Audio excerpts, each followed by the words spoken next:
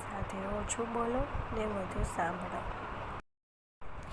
જીવન જે શેષ બચ્યું છે તે અવશેષ બની જાય તે પહેલાં તેને વિશેષ બનાવી લઈએ. સંબંધોમાં વધારે નહીં, પણ 2-4 જગ્યા એવી રાખવી કે જ્યાં કોઈ હિસાબ ન હોય, ફક્ત વહેંચ્યાનો જ આનંદ હોય. બીજાની ભૂલ કાઢવા માટે ભેજવું જોઈએ, પોતાની ભૂલ સ્વીકારવા માટે કલેજવું જોઈએ.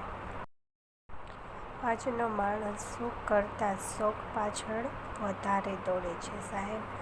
એટલે જ તો એને ઊંઘવા માટે ગોળી ને જાગવા માટે ઘડીનો સહારો લેવો પડે છે. जिंदगी में मुश्किलों का आना पार्ट ऑफ लाइफ है और उनमें से हंसकर बाहर निकलना आर्ट ऑफ लाइफ है.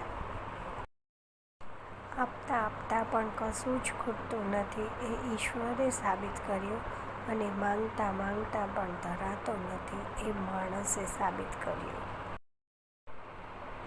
તમારી કુંડળી કેવી છે એના કરતાં તમારી સાથે રહેલી મંડળી કેવી છે એ ખૂબ અગત્યનું છે.